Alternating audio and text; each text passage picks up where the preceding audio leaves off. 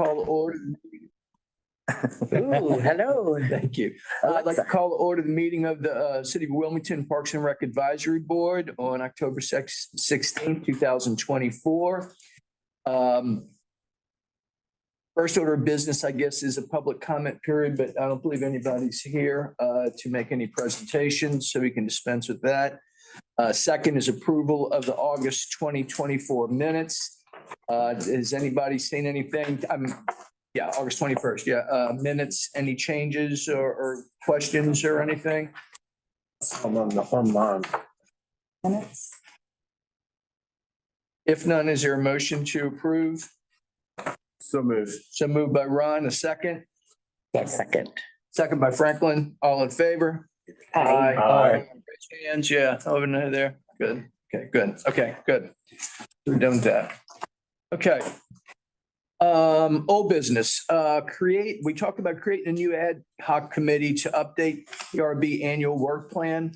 I would like to make a suggestion that we kind of scratch that and let's just hold 2 meetings with no programs, because I know I couldn't go to another committee meeting and I hate to, ask anybody else to get on this committee and do that and come present. So that's my suggestion, bring it up for discussion, what y'all think as far as, I think it's important, we need to do it, but expeditiously, oh, good, Alexis is here. Comments? I have a question. Yes. Is there a current work plan? Yes, there is. We need to update it. It was done in 23, so we have one, but we need to revisit it, see where we missed, and it's that type of thing, what we can improve on and that type of stuff, yeah. I think it's in my packet. Okay. I just got here myself. Hey. How are you? Real quick, we're just talking about, going over our work plan again, and instead of having a subcommittee, just to have 2 meetings like this with no presentations and we can just do it collectively. That's, I'm just kind of asking what people think. If that might be. Plan. Sounds perfect. Yeah. Yeah. All right, good. So, Sally, our next 2 meetings, did you have anything lined up for December as far as programs or anything that we could? Well, we don't have a December meeting. That's correct. Oh, there is no December meeting. Oh, okay. All We right. have the holiday parade Okay. instead. Okay. So our January, and if we need to do January and February. Sure. Do that. Okay. All right, great. Good. There you go. Other old business is the Peace Pole installation at Greenfield Park. Again, the Rotary Clubs of Wilmington want to extend their deepest thanks for the help and assistance. My good friend Ingrid happened to come out with me for that event. It was really kind of neat. There was a presentation in the color guard. And I really need to stop and say something I have shared with Amy and Sally, but sometimes I love my Rotarian brothers, but they're like herding cats. A week before we installed this pole, I asked them, I said, well, who's going to install this pole and when? And they came to me and they said, oh, well, I thought the city was going to do it. And I said, are you out of your mind? I said, nobody's even approached them. But anyway, a fabulous Parks and Rec supervisor, a gentleman by the name of Doug Lewis, just rose to the occasion without even being asked. He met with me and another Rotarian as far as where to put it. He installed it. He went out on his own and mulched all the area, and it's just really, really nice. So I just need to say again, thanks to your staff, Amy, and what they did to make that really a neat day. On a side note, the Peace Pole, if you know what it is, it's I can't remember the expression, but on each side, it's in 4 different languages. It was English, Spanish, and they chose Ukrainian because of the conflict going on. And then also to represent the indigenous people of the Cape Fear area, it's in Cherokee. But I got to be honest, there was an article in the Star News talking about the indigenous tribes. They didn't mention Cherokee, so I don't know. Hopefully, we didn't get it wrong. But anyway, that was just a little side note. But anyway, it's nice. It's at the Rotary Wheel Garden right across from the amphitheater. So if you get a chance to see it, it really is kind of cool. It's definitely worth taking a look. Yeah. Something to If be you want proud to of. add anything to Well, it. it's something to be proud of. It Yeah. was very, very cool. Yeah. And thank you for inviting us. Yeah. I'm curious what the indigenous tribe for this area is. It was. They mentioned something in the Seminole? article, but it, it was some names I'd never heard of or anything, because there was a big article in the Star News about that. Yeah. Just this week, last week. Yeah, just in the past week. Winoma. Yeah, yeah, that's what I'm saying. I'd never heard. Heard of them, yeah, yes. But anyway, that's just I guess, update Sam Bowen's field as far as it's still the committee. Yeah, so I recently learned that committee only meets as frequently as once a year and as infrequently as once every 2 years. Oh, wow. That's what Okay, that has okay, gone anyway. Okay, all right, okay, good, good. But it's still with the clerk for when they do meet again. Okay, all right, very good. As for new business, we'll start off. We've got several speakers from staff to make some presentations. Yes, Sure. Sally? Thank you. So unfortunately, two of our guest speakers are not going to be here, but we do have Andy Fairbanks here to talk about Halliburton longleaf restoration. So he has a presentation prepared. Good. He's going to do the fun navigation of sharing the screen. Yeah, that's what Yeah, so thank you all for inviting me, Sally. I appreciate this. It's a great opportunity to educate and provide an update on some of the work that we are doing out at Halliburton Park, which we've been working on 45 acres of longleaf pine restoration. First, just quick overview. I know we often think of Halliburton Park as an inner city park, but it is more than that. The park is recognized as the South Wilmington Sandhills by the North Carolina Natural Heritage Program. That's due to 5 significantly rare plant animal species found on site, some of the natural communities as well, longleaf pine forest, vernal pools, small depression ponds. So it is regionally significant for Wilmington, southeastern North Carolina. So if I could. Can you I'm use a Am I mouse. admitting Lemetrius up there? Thanks. And if you want to use the keyboard. I'll use a keyboard because I can't see the bar. Feel your pain. So diving into the longleaf pine restoration, what that is and what it means. So we're looking at reestablishing the natural structure and function of the longleaf pine ecosystem. We can do that by 3 different ways. So mechanically, we can introduce fire, and we can also use chemicals to bring about, improve the ecological health of the ecosystem. So through the project, we're doing mechanical reduction of turkey oaks. We're reintroducing fire through controlled burns, and then we will have to do some chemical treatment on the turkey oaks as a follow-up measure to keep those in check. So why are we doing this? We want to kind of we want to have a viable and functional longleaf pine ecosystem at the park for all of our visitors to enjoy. Certainly, we're providing valuable habitat for wildlife. And one of the most important things would be reducing the risk of catastrophic wildfire. Halliburton Park, 60 acres, is one of 4 managed sites in New Hanover County of longleaf pine forest that has more than 60 acres of longleaf pine. So as far as like natural areas, Carolina Beach State Park, UNCW Forest, 421 Sandhills up on 421, and then Halliburton. So the significance of this project. So the project back in May, City Council approved almost $10,000 from the National Fish and Wildlife Foundation Longleaf Landscape Stewardship Fund. This fund is a federal private project. There's probably like 30 different partners in it. The goal is to restore longleaf pine in its historic range. On the map here, you can see historically from southeastern Virginia, south to Florida, along the coastal plain, west along the Gulf Coast, this was about 95 million acres of longleaf pine forest at European settlement. In the 1990s, early 2000s, only about 3% of that acreage remained. It is considered one of the most endangered forest ecosystem types in North America. So through IFWIL, They're providing funds to local, state, national organizations to enhance and restore and increase that acreage of longleaf pine forest. Some of the notable partners would be U.S. Forest Service, U.S. Department of Agriculture, U.S. Fish and Wildlife Service. So this is not just a small project we're doing here in Wilmington, it's throughout the southeastern part of the U.S. So current work that we have completed to date. So in tract 1 and 2, that would be on your left there, green and yellow. We have completed about 12 acres of mid-story reduction of turkey oaks. Over the past 100 years with fire suppression, these small turkey oaks get established and they become quite dense. They inhibit natural longleaf pine regeneration, just not getting the sunlight they need. So we've come in and mechanically removed, reduced. So we're looking at our goal is about 70% reduction because they should be sparse throughout. And certainly turkey oaks are a part of these really dry longleaf pine ecosystems.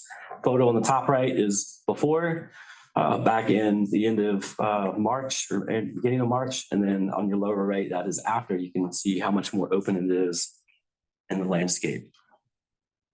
So moving forward, we'll be completing an additional 10 acres of mid-story reduction on these turkey oaks. And that will be on the blue tract, that's tract 3 on the west side of the park. Once that is completed, we will replant wiregrass in the understory. Longleaf pine forest is one of the most biodiverse ecosystems in North America. That biodiversity is in the understory grasses, plants that we see. You know, longleaf pine forest is pretty much, as far as the trees go in the canopy, it's longleaf pine. That's pretty much what you see. So that diversity is in those grasses, those herbaceous plants. And then most importantly, we will be conducting controlled burns in those areas as well. We have, throughout the very beginning of this project, we developed a public engagement plan. So we have posted signage in the park in these areas so that park visitors coming in can see, learn about it. You know, if they're curious as to what's happening, if they see us out there doing the work. We've provided updates on social media, on YouTube, Instagram. We've done multiple videos about the work that we're doing. We've had a public engagement table at the Fire in the Pines Festival. And of course, participants at Fire in the Pines could learn about the importance of managing longleaf pine forest with controlled fire or prescribed burns. So overall benefits, ecologically speaking, we want to maintain that biodiversity. You can see on our lower left there is a pygmy rattlesnake. We do have those in the park. That is at the state level, it's a species of special concern. We just saw last week a chicken turtle was laying eggs in the park, which was really cool. That's another species of special concern in the state. You know, that's really important to maintain that. Some of you may know that originally the original plan for Halliburton Park was an athletic field complex, and the footprint would be the exact opposite of what you see today. The parking lot would be the natural area, and the nature preserve would be athletic fields. So, you know, we're protecting that, the very nature and character of the park itself for today, but also future generations. I would say, you know, it's the best stewardship of our natural and cultural resources. So culturally speaking, with the naval story industry and Wilmington's close tie with that, but also indigenous people of the area historically using fire in the landscape as well.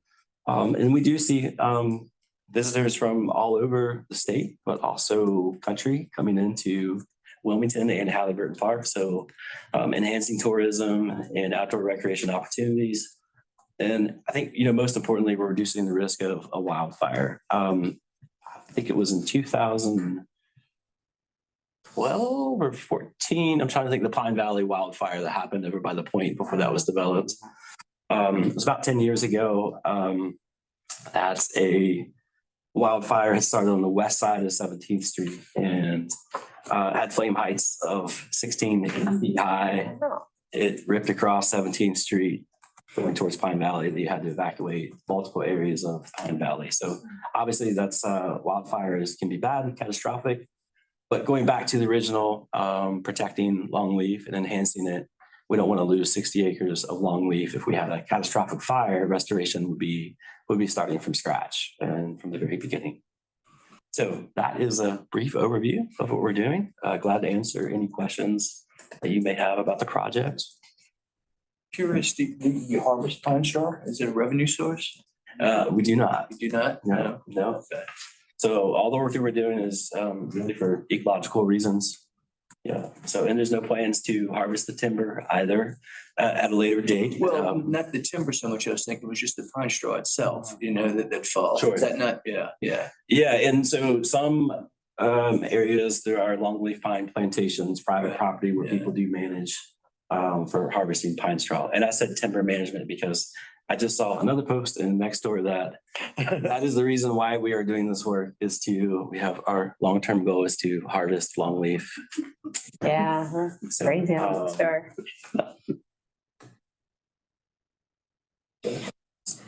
Lindy, you did a great recap of my park. This is my adopted park, Halliburton, so I appreciate it. You're welcome. You don't get credit. I don't. Will the bike lanes be closed for a significant period of time or just the burn or? Can you repeat your The question? bike lanes, will they be closed for a significant period of time or just the burn or? No, so there, the only time that we would close the park would be, we do it when certain times, if it's a larger controlled burn, we would close it to the public that day. Yeah, But yeah, not for any length of time. no. How many years does it take a longleaf pine to be mature enough to harvest for its wood? That is an excellent question that I don't have an answer to. Takes them about 30 years to reach maturity. They're a pretty slow going tree, which is what led to their demise. One reason, because they were often replanted with loblolly, a much faster growing tree, and they could be harvested earlier. I would suspect that probably 15 years? would be much longer than that. I'm gonna say probably like 60, 50 plus. Sally, you may have Doesn't more. sound like a very valuable plan to plant longleafs to harvest them then. I would say that I actually do harvest some pine straw 421 and you would need a significant amount of more land for it to be. Oh, is that to right? generate Okay, any good. kind of Financially actual. viable. Yeah. Okay. I do have one question about, you mentioned using some chemicals on those pines. Any idea what chemicals you would use and any way that could be detrimental to, any children that could be playing out there or anything like that? Just kind of Yeah. a thought. So we were looking at using Garlon 3. That would be the preferred method would be to do cut stump. So we're taking out some of the turkey oaks, apply it specifically to the individual stumps. We're not affecting. Directly to other- the stumps, okay. Right. We will have to. So in the first 2 tracks that we did, we're gonna have to do a foliar spray on some areas. Okay. But that would be applied directly to those specific individual. Would we block it plans. off for like a certain area so people can get in there or like put some sort of signage up? Just so, like say someone's dog doesn't go running through there or something like that. Right, yeah, so I know anytime that our horticulturists and parks are spraying, they mark areas, a dye is added to the spray as well. Okay. So we can clearly see when it has been I don't know, sprayed. that's smart. And I think when they put us, Grant Robbie was spraying today, he had some signage out for that. So Mhm. I think that is something that we would do and to inform the public about that. Okay, So good. to make Yep. sure they're aware. I'll just share that any of our applicators are licensed North Carolina public operators. They're required to follow the label. The label is the law. Yeah. And as Andy said, they are targeted treatments. So Yeah. Just 'cause I know like even Roundup, so it's like you can use it, but I think it's pretty frowned upon and that type of stuff, so. And we want to, so I'm certain that with the controlled burns that we're doing, that's going to be very impactful in controlling some of those turkey oaks. So, yeah. But as a follow-up, we may have to do some herbicide treatment. So, and Garlon is probably the being able to do a targeted treatment. That's a great method to do it. Thank you. Kudzu be gone. So I think that we wanted to actually ask the board's support of the program. Oh, gosh. Yeah. Absolutely. I mean, I think one thing too, it seems like when all these turkey oaks, when you're taking it out, and it's got to be more secure environment for people to walk through the trails and everything. Well, yeah, certainly with the view shed visibility, with sight lines, that is, beneficial in some areas. I think it's important to note, we're not doing 100%, we're not trying to eliminate turkey oaks. Oak trees are incredibly valuable, one of the most valuable trees for wildlife. And certainly they're, we're just looking for about a 30% reduction, trying to get it back to its natural state. What's the status of funding to do all that you want to do? So the funding is for this grant is for a 2-year cycle. So we have until November of 2025 to finish up work. So that's primarily going to be for the turkey oak reduction, planting wiregrass, and then initially some controlled burning. Controlled burning we will continue to use that as a management tool. Yeah. And so I was going to ask, continued maintenance even after that, is it pretty much just through controlled burning and that type of thing? Yeah. Correct. So you'll see naturally with these turkey oaks, some like even from the burn conducted that fire in the pines, they're already starting to turkey oaks resprout from the roots. But historically these fires would occur every 2 to 3 years. When the turkey oaks get 1-3 feet high, fire comes through again, knocks them back down, suppresses them. So, and we often say longleaf is the forest built by fire. And if we're comparing it to a rainforest, taking fire out of longleaf is like taking rain out of a rainforest. So really critical element. Just curious, the federal money, did that have a vetting process for you and your staff or? Yeah, absolutely. So it is through, this is a sub-award from the Nature Conservancy. The Nature Conservancy is working with a much larger collaborative group called the Cape Fear Arch Collaborative. And Nature Conservancy handled the administrative duties and pulling in multiple organizations. So NC Wildlife, NC Forest Service, Nature Conservancy, Coastal Land Trust, City of Wilmington. And I'm sure there's others I'm excluding, but they, as a whole, applied for a much larger grant. And I'm not sure in this grant cycle, I think it was close to $500,000 that was coming to within the Cape Fear Arch area, southeastern North Carolina. So. Well, in light of the vetting that's already gone on, I'd support a motion to support Mr. Fairchild, City of Wilmington's project to restore the longleaf pine at Halliburton Park. Good. Fully support. There's a motion on the table by Dave. Is there a second? I'll second. Seconded by Ingrid. Any discussion? Is it more that you need, Amy? Yeah, that's. That's, well, good. Good question, Ron. Yeah, I think so. Okay, great. Well, let's, all in favor? Aye. All opposed? Good. Motion passes. Good work. Thank you for coming. Thank you, Really Andy. informative. Really If was. there's any, if you have any additional questions, myself or any of our staff would welcome the opportunity to provide a personal tour of the park. And Yeah, that would be great. Yeah. So. There's also a lot of information on the city's website. We have a whole page that's been stood up for this to provide public information. So please take a look and share it with your friends. And the next door people. Yeah. You plant the grass after. That's right. I remember that. Somebody went back. That's why he's. I do. Yeah. Yeah, so It's the guy. we want to, Yes. This is Yeah, a very- they're all upset about the fires. like 6 to 9 months after we plant the wiregrass, we'll have to get established. Poor guy. I know. Fire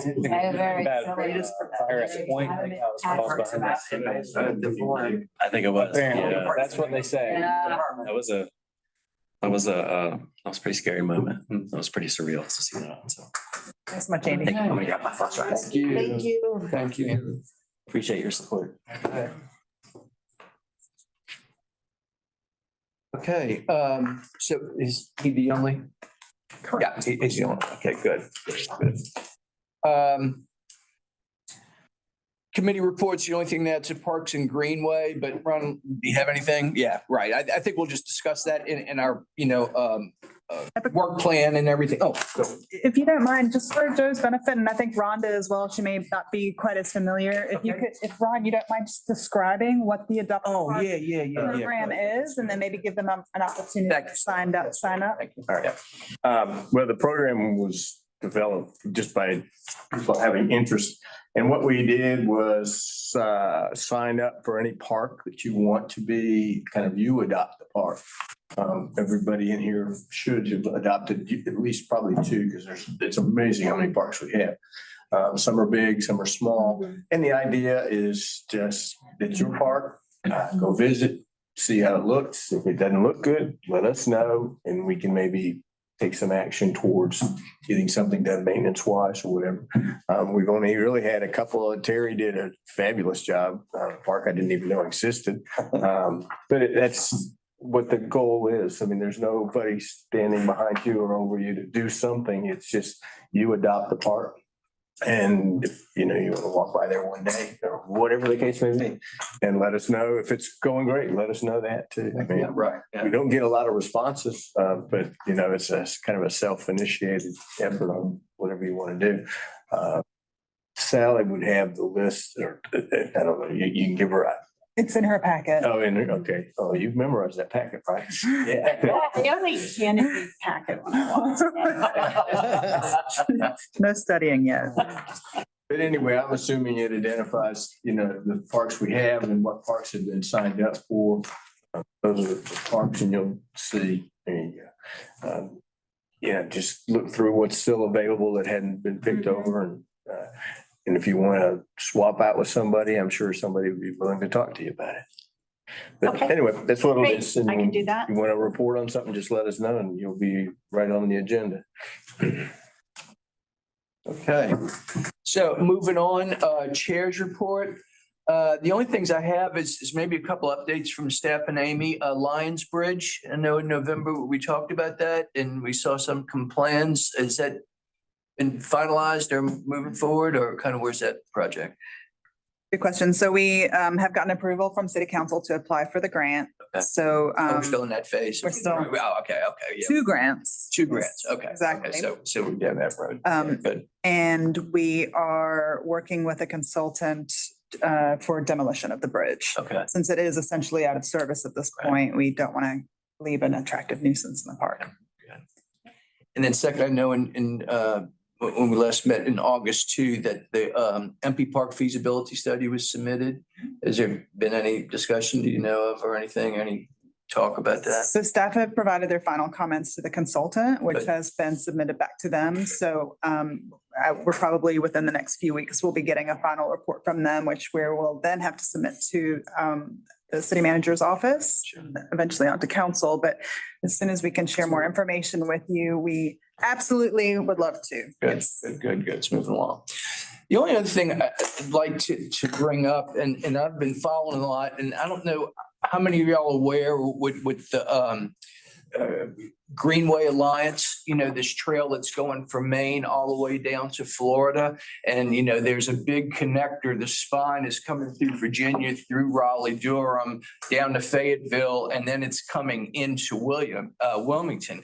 There's also a portion of it that's following the coast and coming into Wilmington and tying into the Cross City Trail. I know that's probably more WMPO kind of connection than us, but and the reason why I thought about this too, Mike Travasky, Kozlowski, he just spoke to my Rotary Club.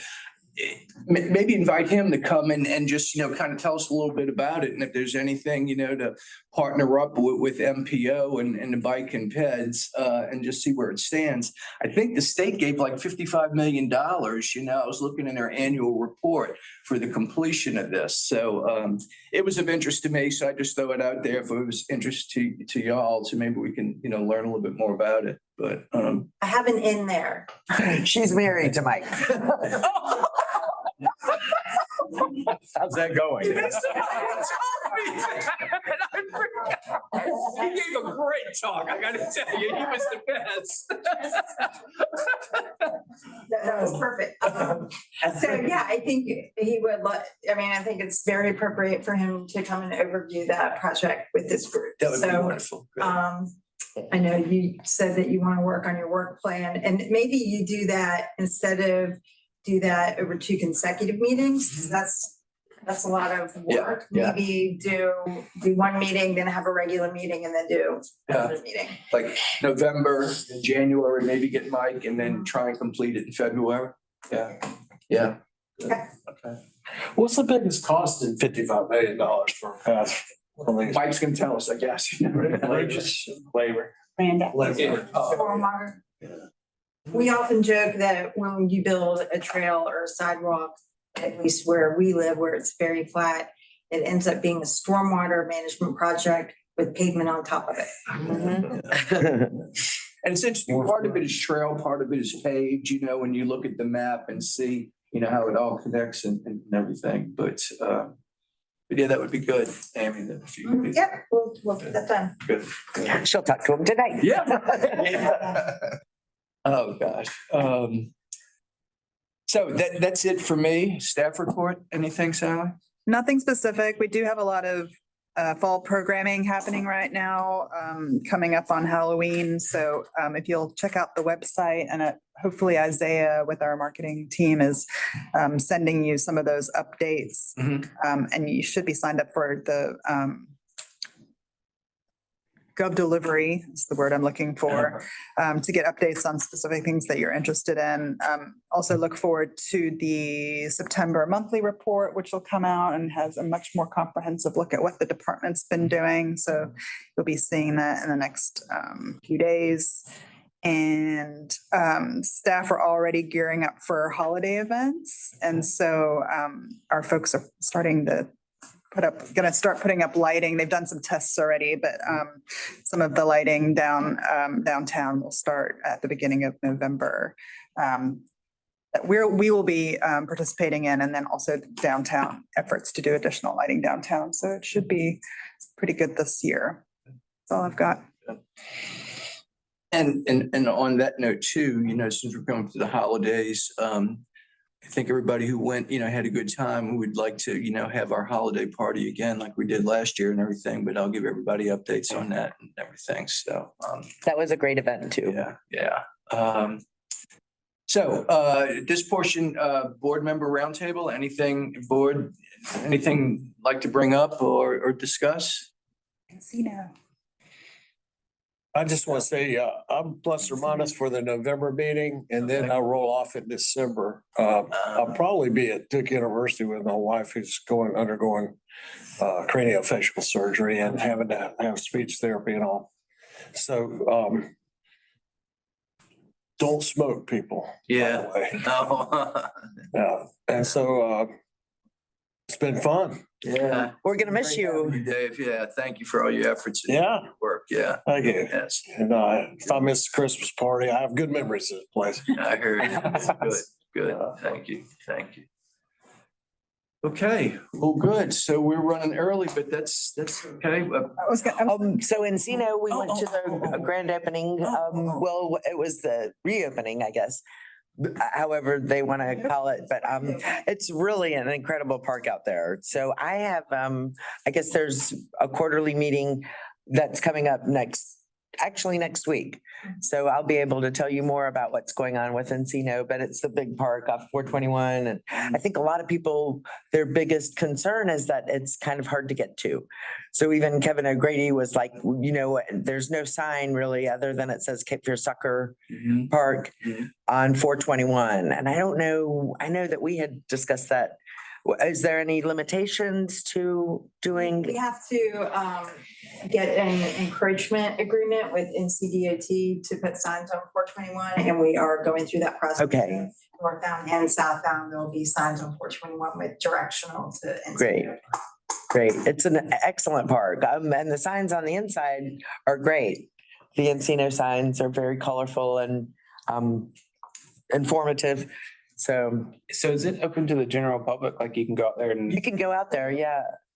okay. Well, You have to register if you want to field It's something. heavily scheduled Yeah.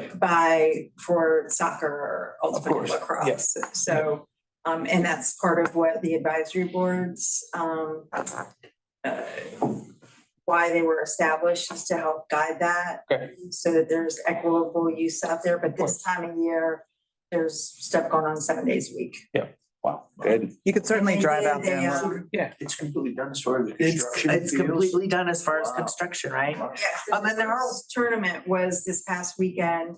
It was a Hammerheads East Coast National League, which is or elite, it's an elite program. So there were teams from Chicago, Philadelphia, Dallas, Ohio, all over the country, and it had, they estimated a $2 million impact. And the CVB has been working closely with the Hammerheads, and they've already got a couple of national ultimate tournaments lined up, some more soccer and rugby. And there's real nice walking trails if you wanted to go out there, and I don't think there's any restrictions or just getting out. I know that the park does have a gate, so I guess it's from sunset to sunrise that it's closed. But it does have some nice walking trails. Speaking of gates, how's the status at that high school with the? Oh, yeah. So good. So good? I thought Yeah. you said no good. No, it's great. We actually did get assistance from the sheriff's department unannounced the first week or two. So that there were some kids that were still parking there. And when they would discover that, they would make it, they would find them in the school, and the sheriff's deputies would have the kids come in and move their cars. So it's under control now. So it's, I mean, as far as you're concerned, the gating is gonna be permanent? Is that the idea? For the foreseeable future, Until, okay. so Laney builds a parking lot. Right. All right. Anybody Anything else from online? Zoom, Rhonda, Demetrius, Zach? Hello, good?